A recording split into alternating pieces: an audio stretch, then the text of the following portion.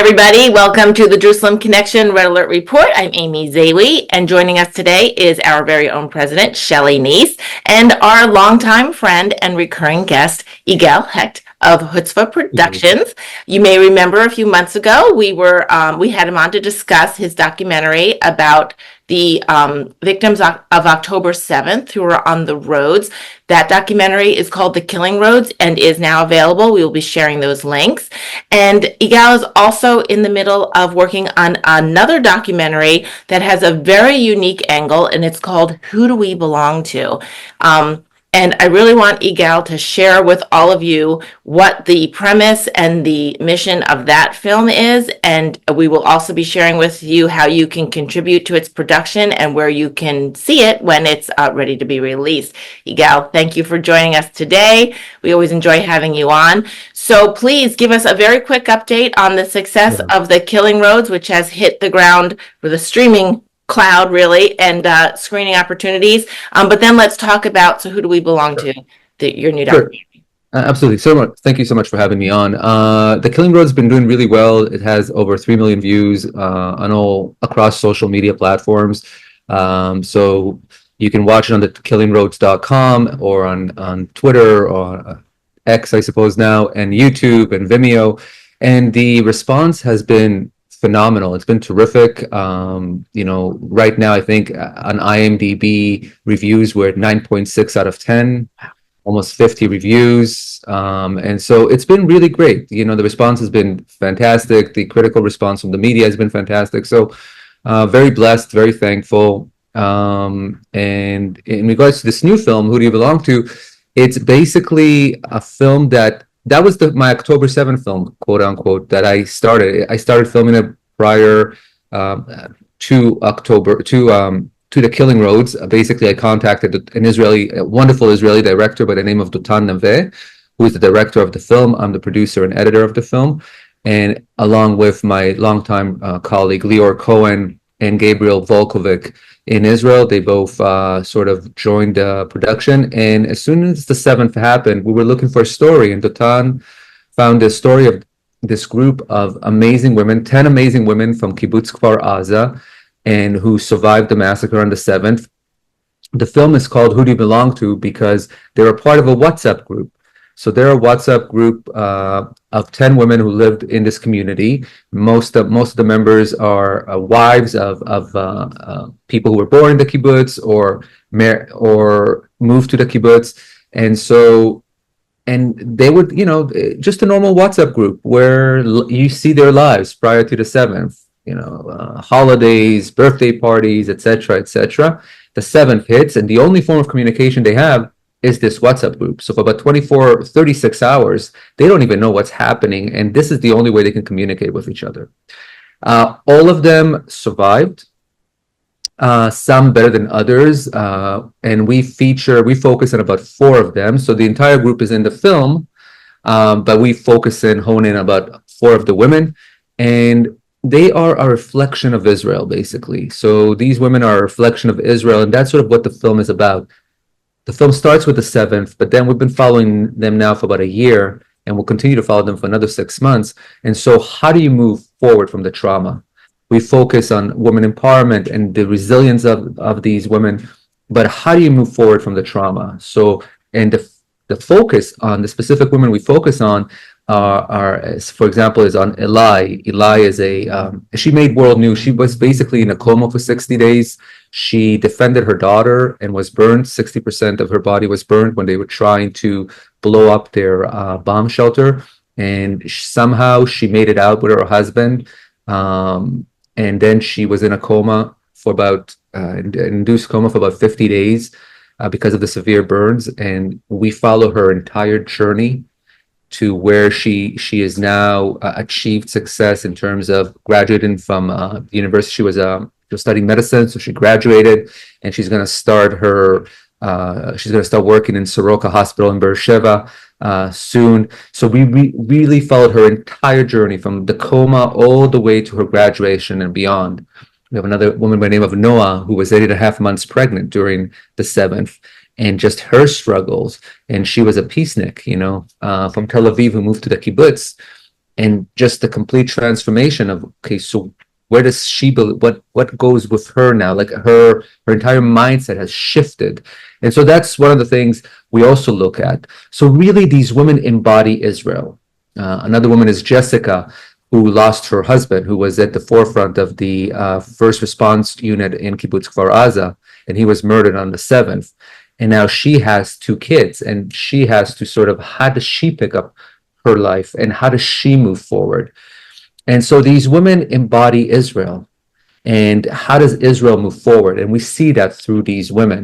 And it's a beautiful film. You know, if I contrast that to The Killing Roads, where it's all about death and no hope, this film is all about hope and resilience, and really showcases the people of Israel, the resilience of the people of Israel, and asks the question, what's next?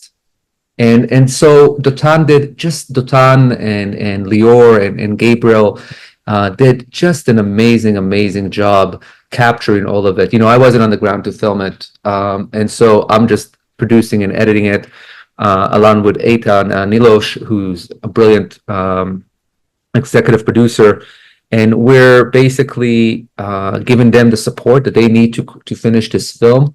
But they did just a beautiful job, because it's not so much a talking head film, so it's cinema verite, where the action unfolds in front of the screen, so it's like a fly on the wall, and you really see the struggles and what the women go through to move forward, and how they're there for each other. We filmed them meeting together and talking about life and the dark sense of humor, and it's really a beautiful and hopeful film.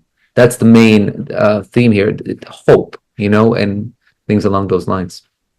So we're 13 months out, as we're talking about this, and you said that your team is following these women for another few more months, and then you'll compile it. What is, are they going back to the kibbutz? Have they started rebuilding? Are they displaced right now? How is it going right now? Yeah, so they were displaced for about 6 months in kibbutz Shvaim, and then they moved to another community. The question of Kfar Aza and moving back is always looming, and it's always there. And that's one of the things we focus in the film, the struggles between even their partners, right? So their husbands, some of them want to move back, and the wives are like, no, we're not going to move back. We're not going to put our children in danger again. And you really capture that. And right now what's happening is next month they're moving to a community called Ruchama, which is also in the south, but not so close to the Gaza border. And so they're going to be there, because Kibbutz Kfar Aza, Kibbutz Be'eri, the other kibbutzim, they're not going to be rebuilt for at least 3 to 5 years. Right. And so right now where they're moving to, and all of them are moving together. Which that was my next question. Are they moving sort of in together, or they're a little disbursement? So the majority of them have been together. Some of them have been dispersed, but they meet constantly. And I think they're moving together to Ulchama. And what we're hoping is we're going to capture that. Dotan's going to capture that with the team. As they move, even with a drone, the vision is to film them from above as they move there. And the question of whether or not they're going to move back to the kibbutz is one that they haven't been able to answer yet. You know, some of them, like Noah and her husband, bought a place in the kibbutz prior to the 7th. Like they signed a lease and everything. So now what? There's another couple that did the same thing, and again, some of them want to move back, some of them don't, and those inner struggles between themselves as a group with their husbands is there as well, and their children. So it all sort of plays out in front of the cameras, and it's a very unique film in that sense, where you know everybody, the films that are coming out right now, but the 7th, be it We Shall Dance Again, be it The Killing Roads, Screams Before Silence, and other films focus solely on the 7. So it's only the 7. This film, the 7th plays a part because it's the beginning of the film. Trigger point, yeah. Trigger point, exactly. But then we move away from it, where we're having discussions in editing. Do we even show footage from the 7th? or do we show it from their perspective through maybe animation, through audio, through the WhatsApp group? Because they didn't really see the seventh the way we saw the seventh, right? On TV, or on screens, or on social media. They experienced it through sound and things along those lines. So we're discussing whether or not to show the images of the seventh that everybody's seen, or do we just sort of talk about the seventh, but then we move on to something else? And that's something very unique to this film.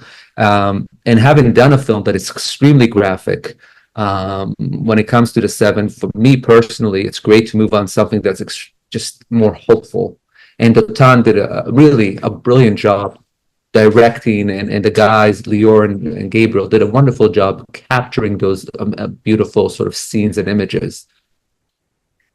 I would imagine too, just 2 days ago, there was news that a 22-year-old Nova survivor took her own life on her 22nd birthday. And so just this conversation that Israel's now having about just dealing with the PTSD of these survivors, of the isolation and loneliness and survivor guilt that they have. And so I would imagine that even for these women, this is almost therapeutic for them to just be part of something, to be creating something with this documentary team, and to be able to share their story and feel known. Like, it's also just a form of therapy for these particular women, and hopefully can help other people, because that is the thing that just breaks my heart, is the number of people who are just still suffering beyond what they're willing to bear after October 7th, or beyond what we could even ask them to bear. Their bodies are healing, but their soul is not, and it's heartbreaking. And I think there needs to be more help for these people. Daniela Gandhi from my last film, The Killing Road, posted something on the 7th that broke my heart. She's alive, but she feels dead. And this, what happened with this young woman who took her own life. This is not an isolated case. And it's one thing that even back in March when we were filming Killing Road, I remember speaking to Lior and saying, this is a movie that no one wants to really make because it's so hard, but somebody should, because it's heartbreaking, and there needs to be more help for these people. The government of Israel should definitely do more. There's a thing I was talking about to someone last night when I was, because we held a screening for The Killing Roads here in Toronto.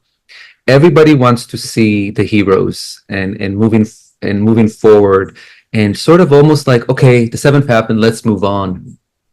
And I think for the thousands, we're not talking about a small amount of people, the thousands that went through the 7th, whether it's going through it directly or, having close family members of close friends going through it, they need to heal, and they need to receive help from the government.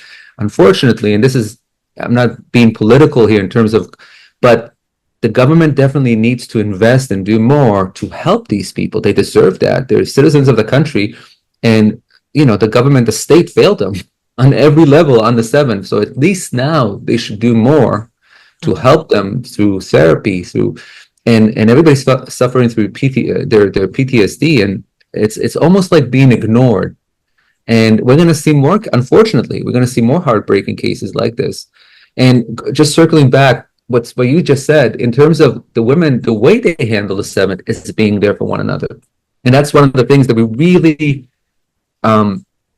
realize. They meet once a month, or sometimes twice a month, and they're just there. They meet in somebody's home. They're having drinks, they're eating, they're talking, but they're there for each other. And that's something that's so unique, and it needs to happen, not just with them, but with so many other people that suffer through the 7th.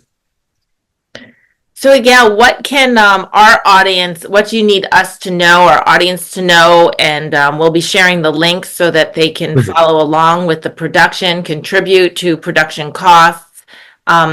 What we really want to get the message out that this is in the works, and that it will be available in the coming months. So any final thoughts that we can just walk away with as we anticipate and continue to pray and get resources to you so you can complete this important film? First of all, thank you so much. We're in the process of making it. Unfortunately, once again, and it's like always going back to the well, so to speak, with the Head Start, to the GoFundMe. it's very hard to get things funded in Canada, where I am, in Europe, in Israel. There's 600 films being made about the seventh, so you're just another film. Outside of Israel, where we're aiming towards, the broadcasters don't really want to help with what they perceive as pro-Israel films, when it's not even pro-Israel, it's pro-human. It's just Pro about women too. women, So, yeah. absolutely.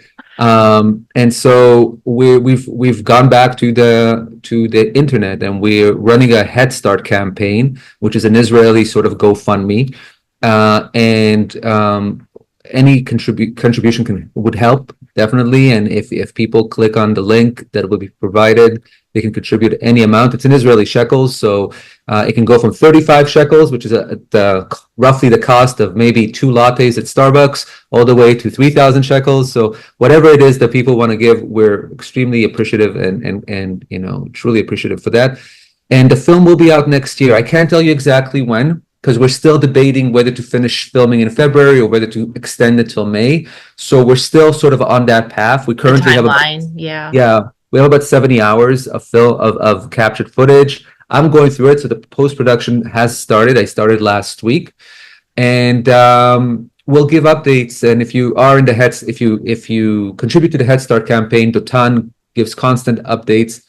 But we're hoping it comes out next year, and then we're going to do it slightly different. Unlike the Killing Roads, we're going to go through the festivals, we're going to go through screenings, and then we're going to make sure that if it comes to your town, you'll get a ticket if you contributed a certain amount. I think there's the categories there. And then hopefully we'll have a broadcaster, and down the line, it'll definitely be on social media as well. But it's slightly a different approach. This time we're going more a conventional approach of the film festivals, the broadcasters, and then beyond that. But it'll be an hour and a half film, and it'll be really, really powerful. I'm not just saying that. It's really like just watching the footage. It's heartbreaking, but at the same time, it's really inspiring. And these women are just remarkable. And because it's less graphic, would you say it's a wider age group? I know for the Killing Roads, we recommended 18 and up, but this would be more appropriate for even high school level? Or... Absolutely. Okay. Absolutely. We are trying to make a film about October 7th without using any of the October 7th footage. So it would be really good for young men and women, high school. 100%, yeah. And stylistically, there'll be some animation, and really the women draw as well. So we're going to use their drawings and things along, really kind of capture their essence.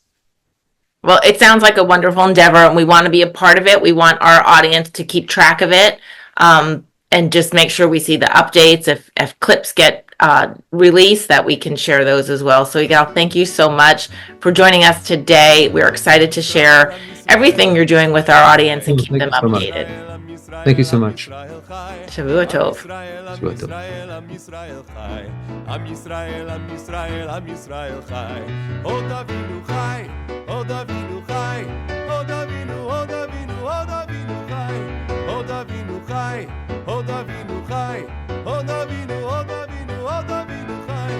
Am Yisrael, Am Yisrael, Am Yisrael chai.